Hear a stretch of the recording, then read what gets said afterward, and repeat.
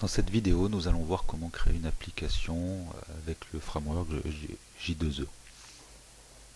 Alors, dans NetBeans, vous faites New Project, vous sélectionnez la catégorie Java EE et vous cliquez sur Enterprise Application. Donc c'est le petit triangle, le premier triangle qui apparaît dans la liste. Vous cliquez sur Suivant.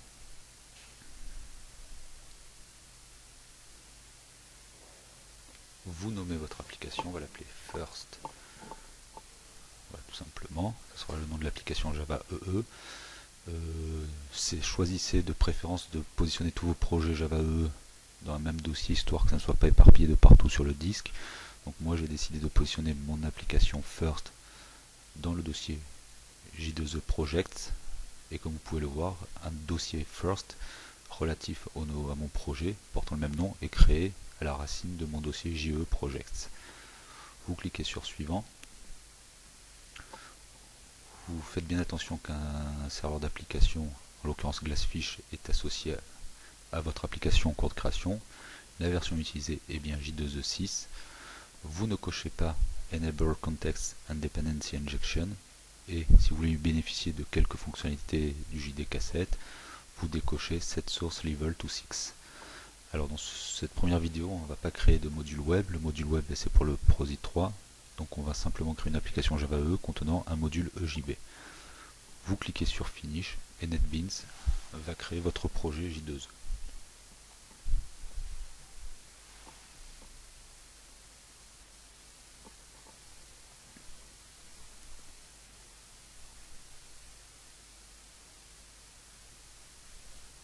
Voilà, le projet a été créé.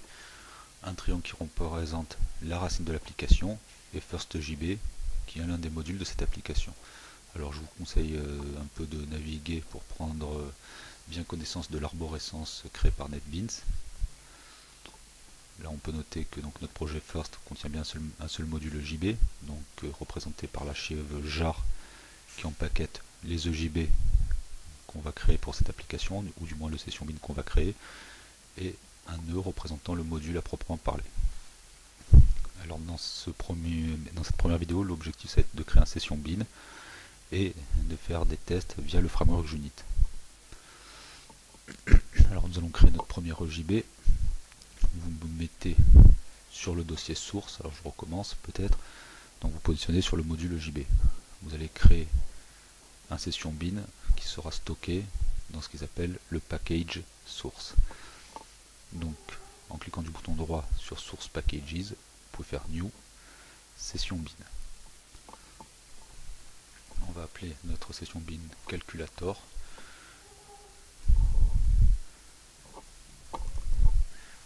Ça va être un session bin de type stateless.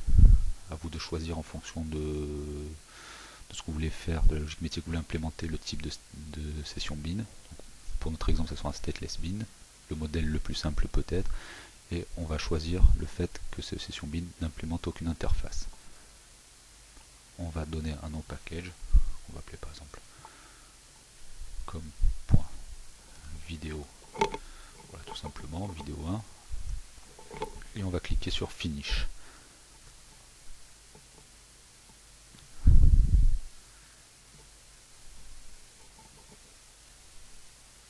NetBeans a donc créé le squelette de notre session bin.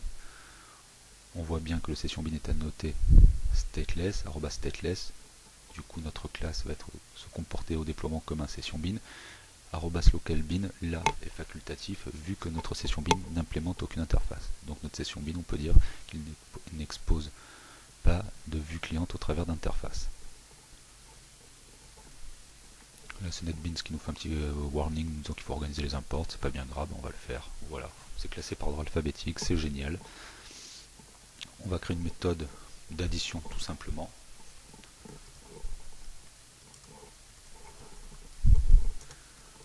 Une méthode add qui va additionner deux entiers et retourner le résultat.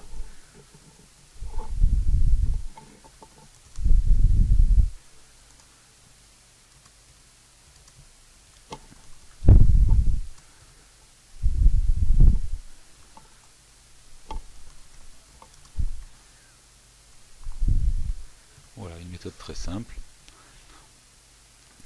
on enregistre notre session bin de type stateless, donc une session bin sans état n'exposant pas d'interface au client, est fini.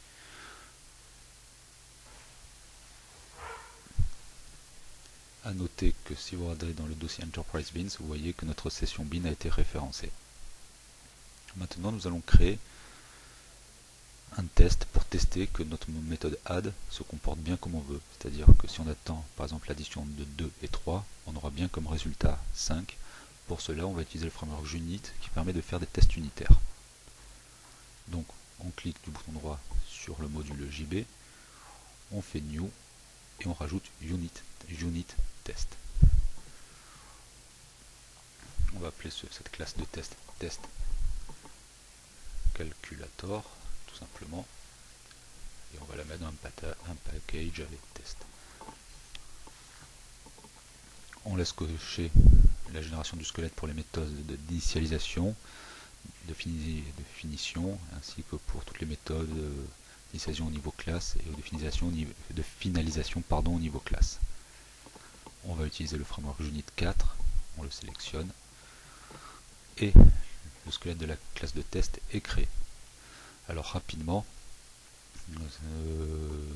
qu'est-ce que propose le squelette de la classe de test? Il y a des méthodes qui sont annotées before class et after class. Before class, cette méthode sera lancée automatiquement quand on va lancer le test au démarrage de chaque test, c'est-à-dire à l'exécution de chaque instance de la classe, et after class sera exécutée une fois que l'ensemble des tests aura été effectué.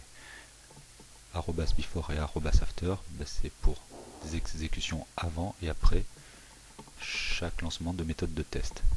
Alors, une méthode de test est tout simplement déclarée en étant annotée @taste, et on va utiliser cette méthode configurée, du moins le squelette, pour écrire notre test. Dans une classe de test, vous pouvez avoir plusieurs méthodes annotées @test. Bien sûr, il faut qu'elles portent des noms différents si elles ne sont pas surchargées.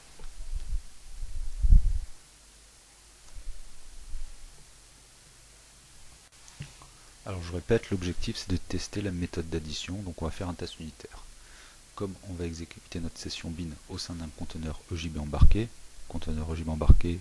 notion qui est standardisée depuis Java EE6, on pourra aussi parler de test d'intégration. Première étape, c'est récupérer une instance du conteneur EJB standard embarqué. Alors on va positionner cette récupération de l'instance au niveau de @beforeclass. Du coup, on pourrait utiliser notre conteneur embarqué dans plusieurs méthodes de test.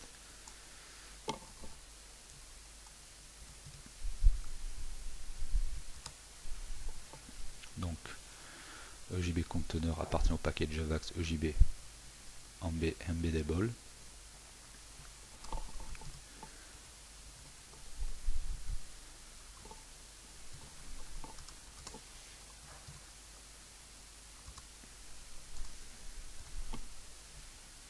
Create EJB container.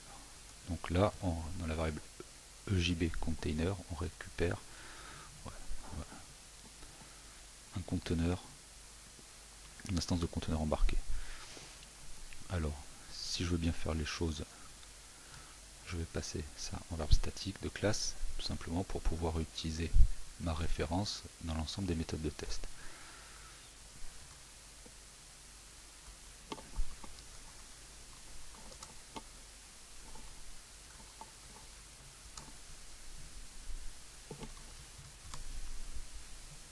Voilà, donc l'instance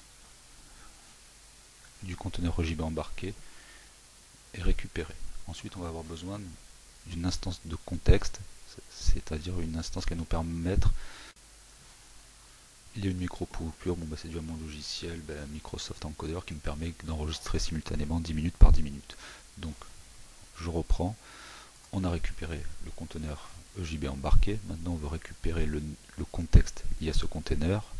Le contexte, c'est le contexte de nommage qui va me permettre de récupérer une référence aux sessions bin qu'on veut tester.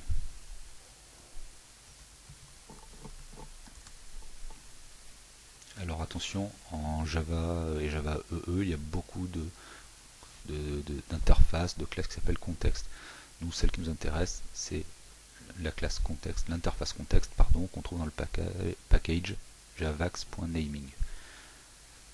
Ne vous trompez pas.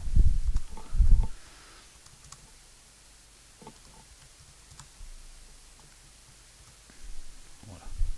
On récupère le contexte de nommage.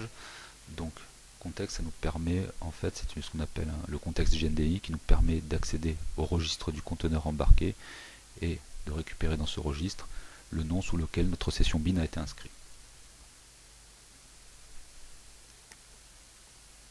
Maintenant, on va récupérer une référence à notre session bin, surtout pas une instance, vu que c'est un stateless. Vous n'accédez pas directement à l'instance, je vous le rappelle. Donc, notre session bin s'appelait calculator bin. On va appeler la variable de calc, tout simplement.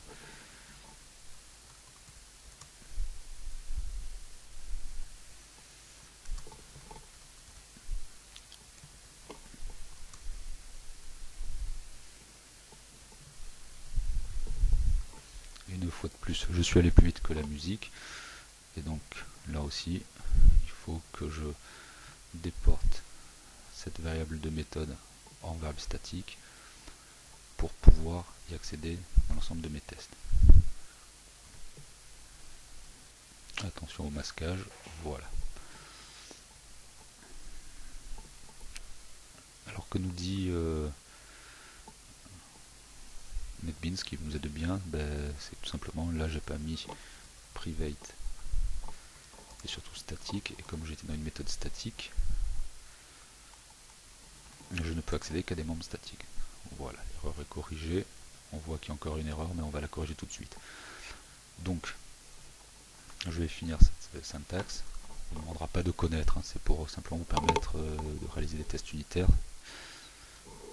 Alors, mon nom session bin, sous quel nom est-il enregistré dans le contexte de nommage JNDI?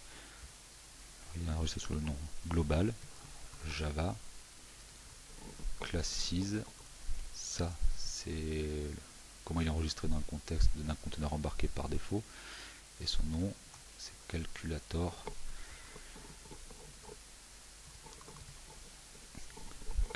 bin. Là l'erreur c'est tout simplement que la méthode lookup de l'interface contexte nécessite qu'on gère naming exception. Donc on va mettre ça dans la clause throws de la méthode. Voilà, donc l'exception si elle est levée, par exemple si on ne retrouve pas le JB, elle sera esquivée et notre méthode s'arrêtera violemment. Mais là ce n'est pas le but de notre présentation. Donc revenons sur cette syntaxe. J'ai une variable d'instance calc, une variable de méthode calc de type calculator build qui va contenir une référence aux sessions bin. Une référence plus exactement au proxy qui sera l'intermédiaire entre vous le client et le conteneur JB.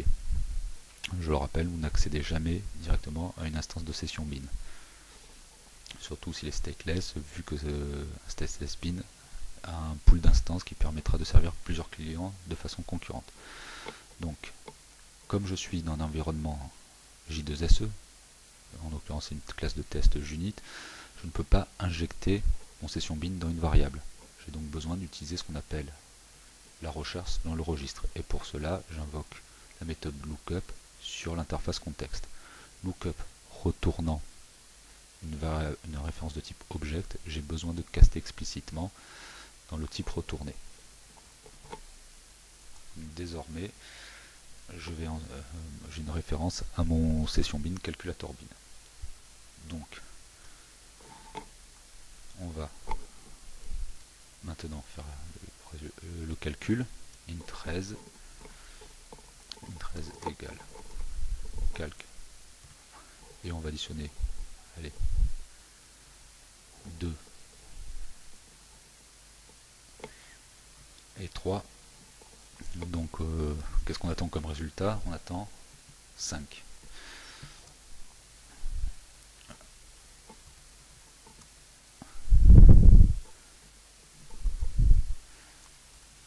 Ça, res2 représente le résultat attendu, et res le résultat actuel, celui qui a été calculé. On va utiliser une classe du framework Junit pour tester que res contient bien le résultat attendu, c'est-à-dire 5. Les méthodes assert equals,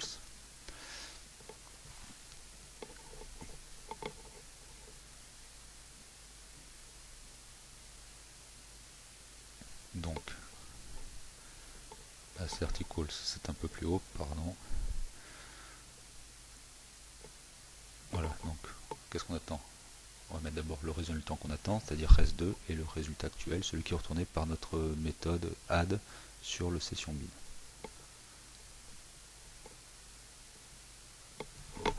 On attend res2, et ce qui est retourné, c'est stocké dans res. Alors, si assert equals renverra vrai et le test sera réussi, si le résultat retourné, c'est-à-dire res, est bien égal à ce qui est attendu, c'est-à-dire res2, donc 5. Ok, on va enregistrer, et en cliquant du bouton droit sur le fichier test calculateur contenant la classe de test, on va pouvoir lancer le test unitaire. Alors vous allez et vous cliquez sur test file. Voilà, le test est lancé. On peut cliquer sur l'icône output. Ça va prendre un certain temps. Bon là, c'est simplement un warning qu'il y a plusieurs versions de Ant. Ant, c'est simplement le makefile version Java. Vous n'avez pas à vous en soucier. Sachez simplement que derrière NetBeans, les projets sont construits, déployés sur le serveur quand il s'agit de projets Java EE, grâce à l'outil Ant. Donc, au premier lancement, on s'est même un peu de temps à déployer le conteneur JB embarqué. C'est tout ce qui est indiqué en rouge. Voilà, déploiement des librairies dans le conteneur JB. Je tiens à préciser d'ailleurs que un conteneur JB embarqué ne contient qu'un sous-ensemble des spécifications Java EJB 3.1. Bon, c'est pas au programme de connaître exactement l'ensemble des spécifications qui est contenu. Alors là, notre test a loupé. Qu'est-ce qu'on me dit? Ben, que simplement, le bin n'a pas été trouvé à l'endroit indiqué. Donc calculator bin n'a pas été enregistré sous ce nom dans le registre. Alors on ne vous demande pas d'être expert en nom de registre globaux JNDI, mais là on peut voir, voilà, entre autres, si on a échoué, le nom portable JNDI, donc un nom global JNDI pour calculator bin. Il en a deux. Celui-là, celui qu'on a essayé d'utiliser mais où j'ai dû me tromper, et celui-là où on se précise l'interface pleinement qualifiée, non pleinement qualifiée de l'interface, et dans ce cas-là, comme il n'y a pas d'interface, c'est le nom de la classe. Donc, j'ai dû me louper quelque part. Je vais faire CTRL-C. Hop, hop, hop. Étrange, je ne vois pas où il y a peut-être une lettre qui a sauté. On va enregistrer.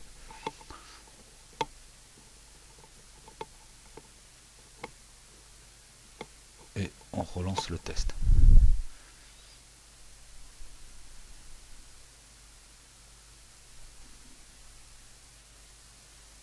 Donc ça redéploie.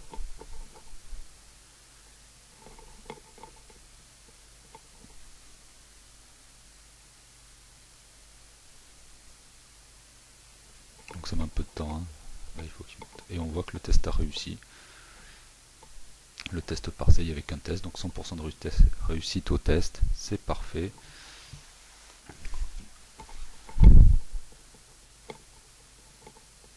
Voilà, donc dans cette vidéo, vous avez créé votre premier projet Java EE, un session bin qui pour l'instant n'exposait aucune interface au client, donc un session bin n'exposant pas de vue à interface, et nous avons réalisé un test unitaire. Les tests unitaires ne sont pas programme en termes d'approfondissement, ça doit être simplement pour vous un outil pour pouvoir faire des tests sur vos fonctionnalités avant d'intégrer vos différentes classes dans votre code final.